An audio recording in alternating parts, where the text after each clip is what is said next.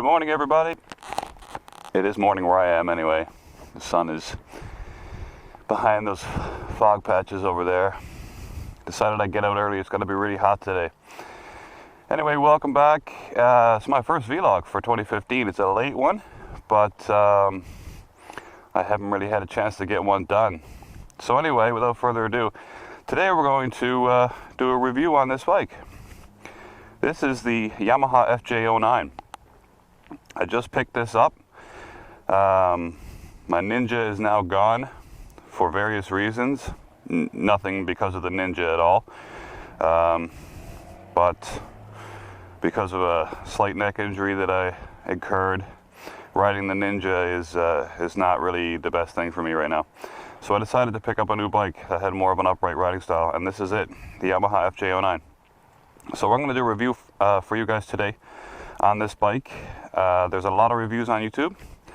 If you were interested in buying this bike, then you've probably already looked at a number of reviews. And I've seen a whole bunch, probably all of them, that are on there. Some are good, some are not so good. So I'm going to give you my take on this machine, what I think of it, the good, the bad, and the ugly.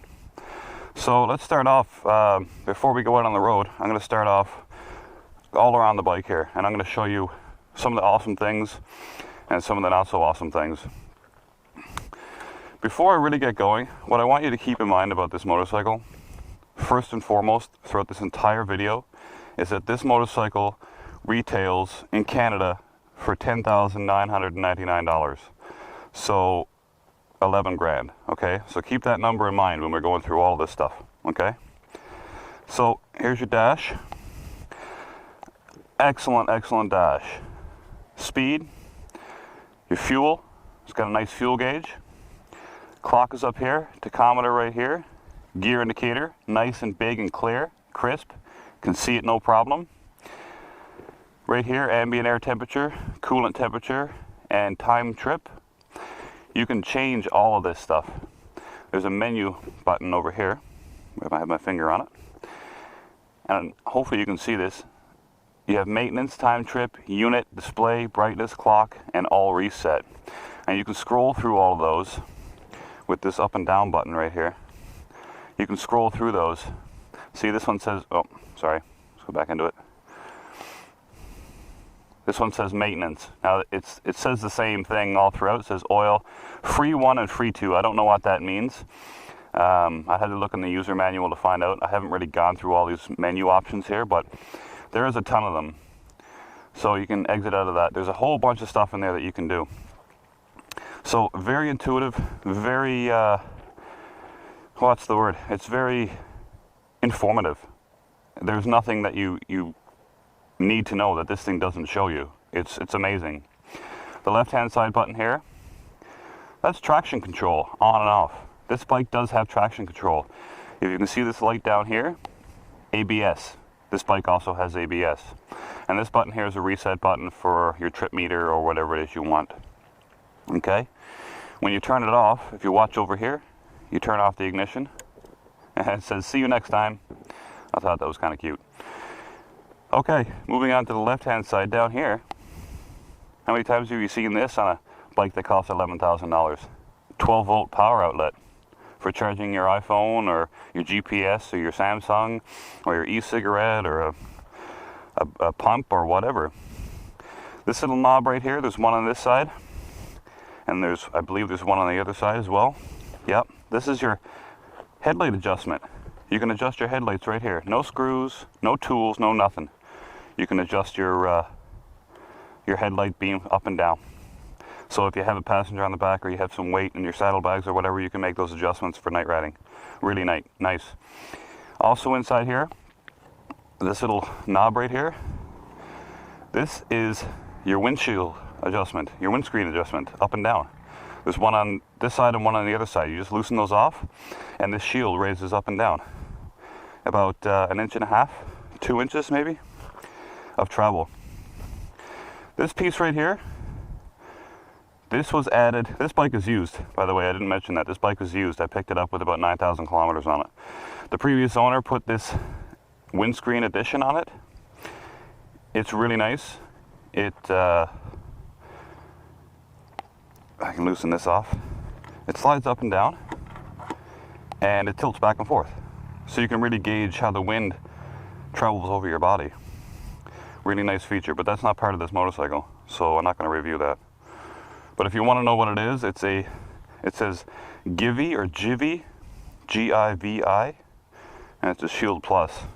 I've never heard of it, but whatever, it works. It really does work. So next we have the handguards. Beautiful crafted handguards, and that's a bug splat. Beautiful crafted handguards. They mold really nicely into the aesthetics of the bike. If you look at it from the front, you can see how they mold into that curve shape. Really nice there. I really like it. They are functional. They do keep the wind off your hands. The only thing is, some people might complain about is if you want to move your levers up and down. So let's say you want your levers down here more in an ergonomic position. This whole piece right here is going to move with your lever. So it doesn't really become that functional if that happens, right? Tank, 18-liter capacity. If you want to know what that is in gallons, Google liters to gallons conversion in Google, and you can easily find it. I don't need to do the conversion for you. You're all big boys, and you can figure that shit out for yourself. Standard stuff. One thing I don't like, the ignition is way down here. Okay, way down. I don't know why it's down there, but it is. So it would have been nice if it was right here somewhere. You know, that would have been better. On-off switch. It's got a unique kill switch. There is no start-stop button. It's all in one. So you just flick it like that, and then you press it again to start the bike. Right? The only beef I have about that is sometimes you flick it and it tries to start. Right? Without you actually pushing on the button. Kind of like that. And the bike, of course, it won't start until your fuel injection system is ready for it to. So, but it just, nitpicky things. One of the biggest complaints I have about this bike is the kickstand. The kickstand is in a very awkward place. I'll show you why. If I put the kickstand up, the kickstand is right in between my foot peg and, yes, the center stand. This bike has a center stand. So to get the kickstand down, you're kind of trying to wiggle your heel in here, and your foot keeps hitting this or hitting the center stand. It's a bit annoying. I find myself having to look down to find my kickstand, or to get my foot in a position where I can get it down. So that's a bit unfortunate. But again, not a deal breaker. It's just a little bit of getting used to, I guess. These bags that are on here, the previous owner put these on. They're Yamaha soft bags. Again, they're not part of the bike, so I'm not going to review them, but they are kind of nice. I didn't have to pay anything for them. Now, another big complaint I see, people find that the tail end here is ugly as sin. It is. This part and this part, they say, is ugly as sin. And I would agree with them. In this configuration, it is. But Yamaha was very smart when they designed this. And I'll tell you why. This is designed for a tour trunk. So Yamaha was assuming that when people bought this bike, they were going to want it more for touring. So what they did was they designed this back piece to be easily modified to put a tour trunk on. Okay?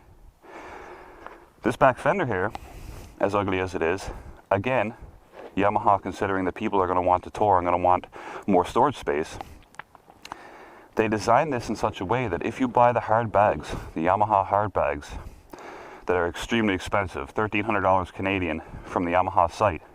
But if you buy those bags and you mount them on this bike, the bags come all the way out to here, right to about where your signal indicator is, and down.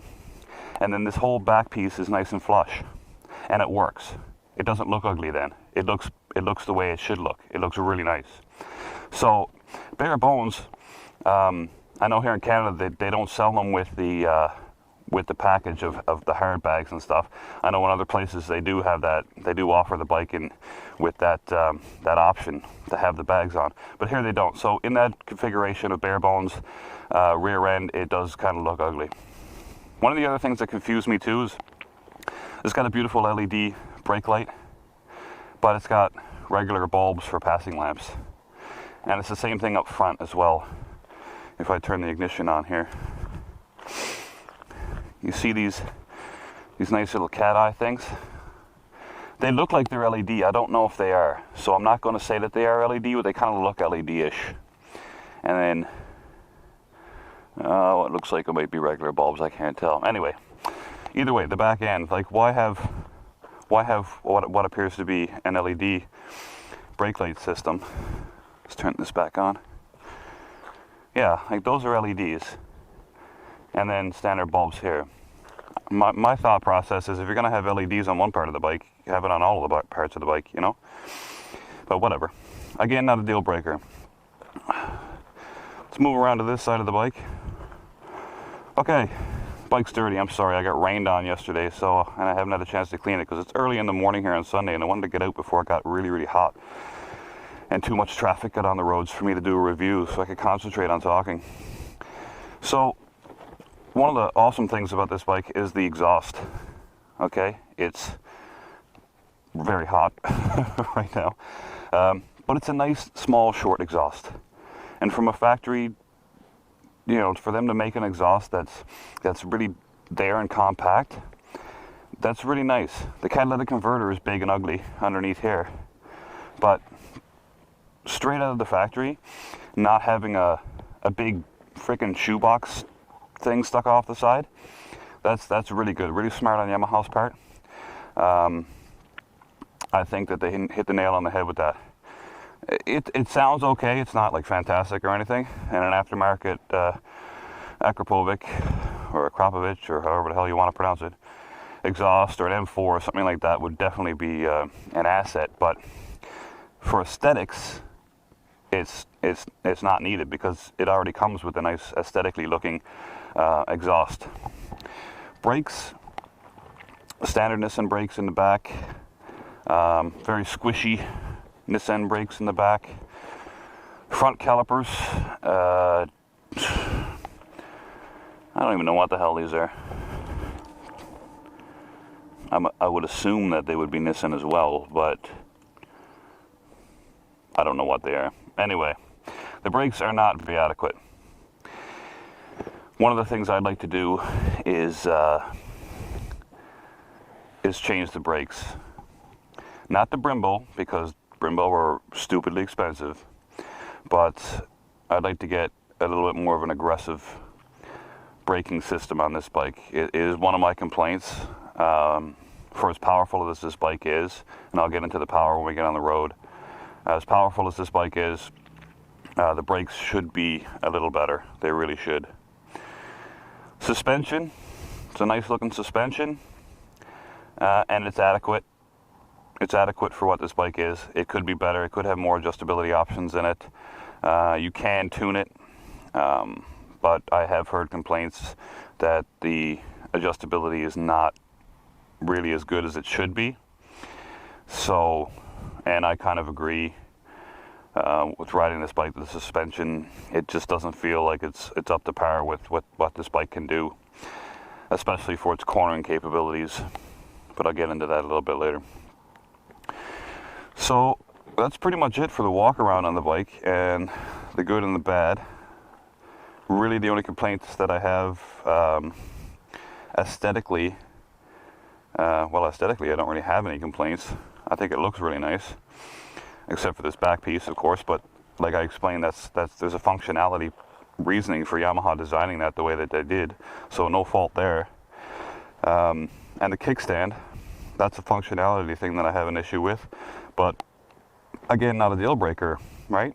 So the windscreen is the biggest complaint that most people have, okay? The windscreen, it looks nice and it is functional, but for somebody of my height at 6'2", no matter how I raise or lower this windscreen, I still get major buffeting on the helmet. The wind just hits you right in the face and your head is all over the place. So this little piece that the previous owner had added really helps that. It really takes the wind and moves it over your helmet better, and you don't get that wind buffeting.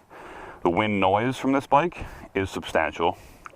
It's not horrible, but it's there for sure. So, but nothing an aftermarket screen can't fix. You know, you can definitely get a screen for this that's going to be wider and taller and something to fit your body profile. So that's pretty much it for the walk around. It's got, before we get going, I'll just show you. It's also got some riding modes. So right here, you got standard mode, A mode, B mode. Okay, and with this button over here, mode, I can just switch it. A, B, standard. A, B, standard. A being aggressive mode, standard being your normal ride mode, and B being your boring mode or your rain mode. And they all work quite well. The aggressive mode is very much more much more sensitive on the throttle. It really is, and much more aggressive in torque.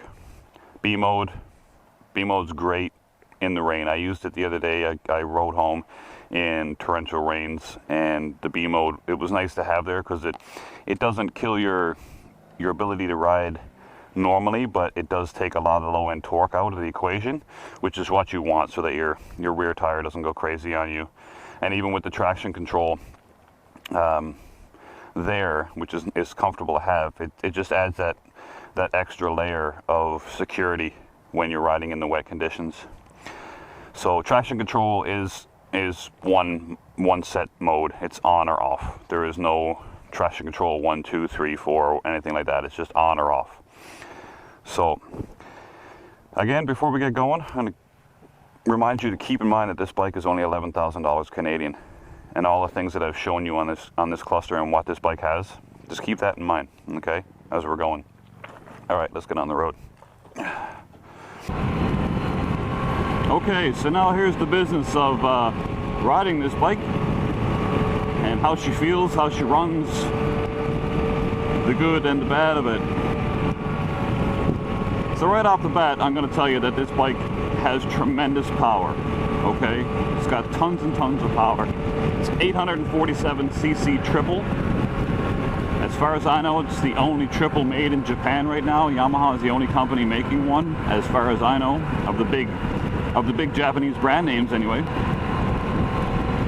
So as a triple, it acts like a triple. So we'll talk about that right now. The low end torque, phenomenal, and it provides torque all the way through the RPM range in every gear. Really, the only gear that you won't feel it really pulling is 6th gear. But if you're in 6th gear, you're already going really fucking fast. So it's got tons and tons of torque. I'm in 3rd gear. Whoa, that was a dead skunk, and that was fucking nasty. I'm glad I changed lanes when I did. Ooh, that stinks. Okay, so 3rd gear, roll on. The power is really there. Even in 3rd gear, you feel the front end getting really light really quickly. This bike will power wheelie in 1st and 2nd gear, no problem. You have to turn traction control off for that to happen. Traction control will kick in and you'll get this bucking effect as the engine says, I want a wheelie, and the traction control says, no, you're not. And it'll just keep doing that over and over and over again as you hold the throttle open.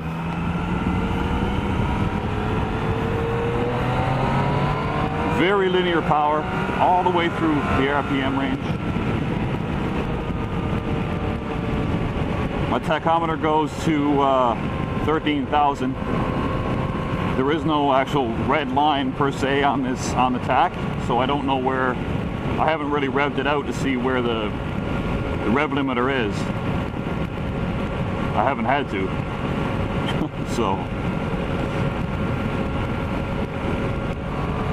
So for power, you've got power. You got power for days.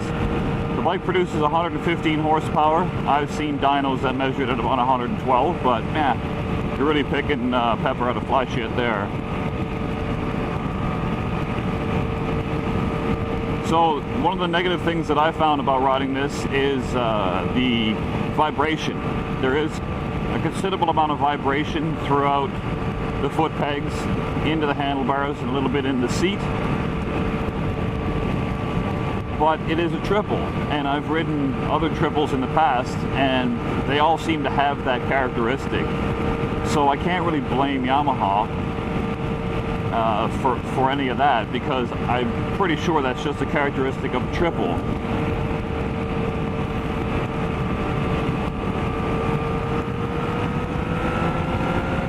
I'm in standard mode right now, and this bike just wants to rocket, like it really does. Now, if you're American watching this and you're looking at my speedometer, keep in mind that's kilometers an hour, not miles an hour, okay? But this bike will do, the top speed I've seen it do is 225, 227, something like that. And it has, apparently it has a limiter, like a speed limiter. So it'll only let you do a certain speed and then it cuts off. It won't let you go any faster than that. I've never actually gone down this road before, so I'm going to go down straight through here and see where this goes. So that's a little unfortunate that they would put a limiter on it, and I read on the internet that somebody actually emailed Yamaha and asked them why they did that, and apparently the response they got back was Yamaha said, well, we don't know. What kind of answer is that? We don't know. You did it for a reason. Why wouldn't you tell us why you did it? You know? But they did. Maybe they did it because it is a sport touring bike and they wanted people to be somewhat safe, because, you know, 225 apparently is safer than 250 or 275. I don't know what the thought process there was, but that's what it is. So you got your little bit of vibration through the seat.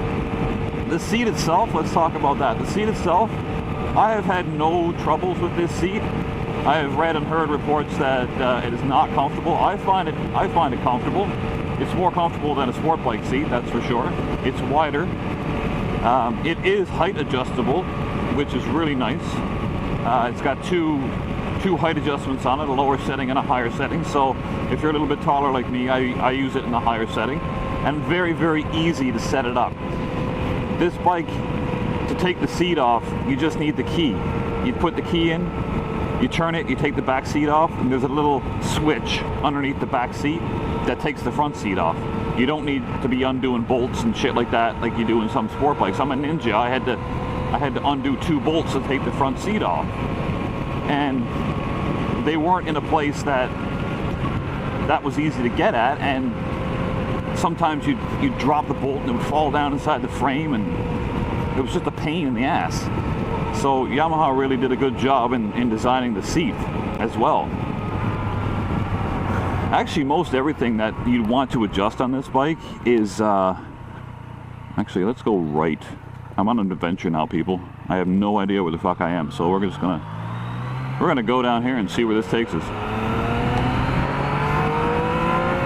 So yeah, everything that you want to adjust on this bike, you know, from a comfort perspective and a functionality perspective, that commonly you would want to change, is no tools required. You just do it. You just, you know, it's got some sort of knobby thing that you can just turn with your hands, or, you know, a little button you can flick. So that was very, very smart on Yamaha's part to design that way. Very user-friendly. Let's talk about these wind guards right now. I am getting a fair amount of wind, so I'm not exactly sure. I know that they are functional, but how functional? Hard to say. Really hard to say.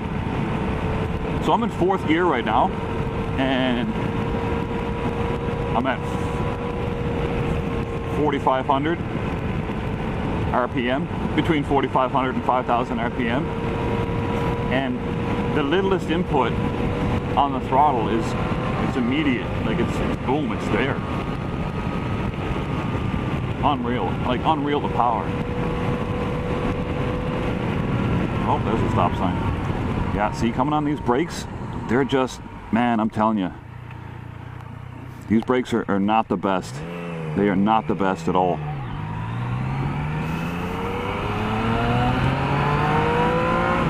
You don't have the stopping power of a sport bike, that's for sure. And I know some of you might argue, well, it probably weighs more. Actually, it doesn't. It's like 460 pounds wet with fuel and oil in it. So it looks big, but it actually weighs fuck all. It's just the brakes are just not adequate. Especially the front brakes. The rear brakes, you know, we don't really use those a whole shit ton. And they don't need to be fantastically grippy, but the front needs to have more. It has to be more aggressive braking on the front. So out of the factory, yeah, the front brakes they're kind of crappy, really. You don't realize how fast you're going either. Like third gear, I'm in third gear and I feel like I'm in sixth cruising here, and I still got 3 more gears. The engine doesn't whine at you. It's like, it just sort of, it's happy. It's happy wherever you put it, it seems to be.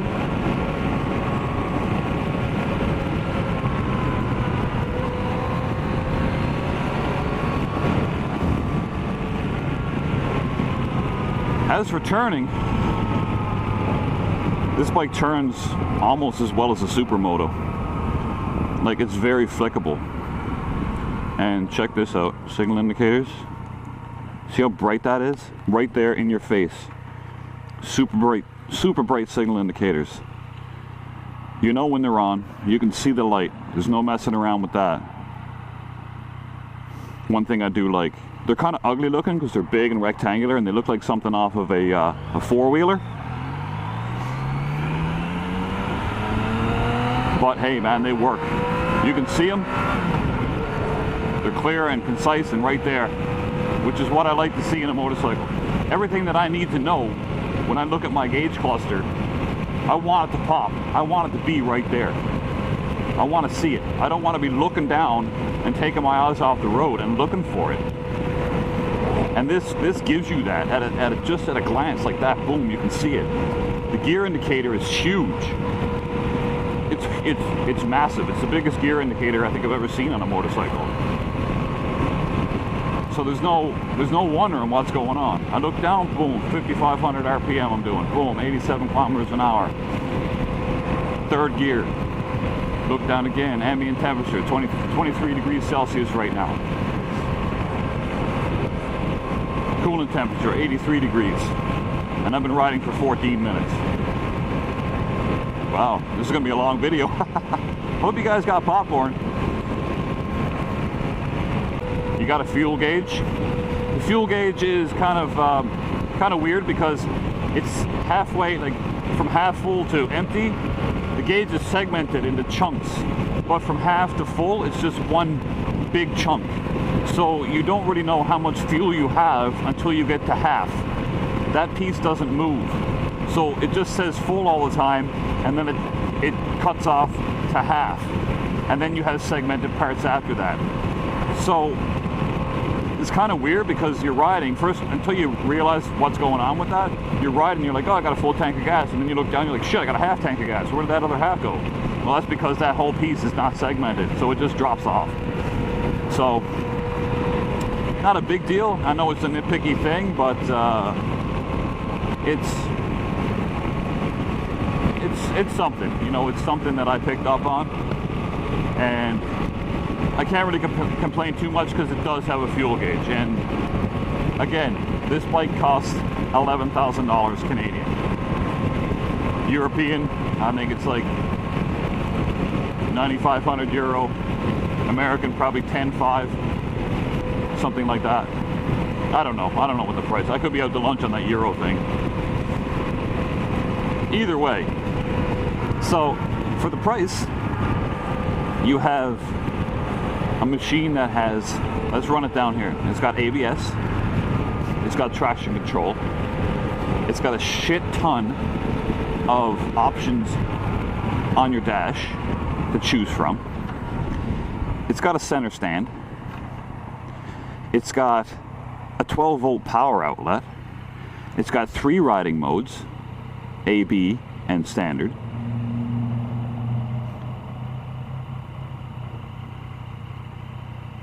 What else? That's enough, isn't it?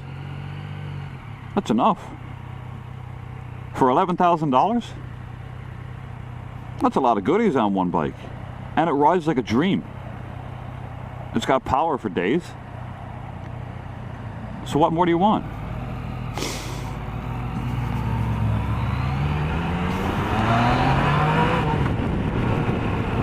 Fuck me. You hit the throttle and this thing just takes off, man. It's crazy. I was expecting this bike. Let's get back to the price. If I test rode this bike, which I did test ride it before I bought it, not this one, but one similar to it, obviously, and I didn't know what the price was, and somebody asked me what the price was, or what I would assume the price would be, I'd probably say 13 grand.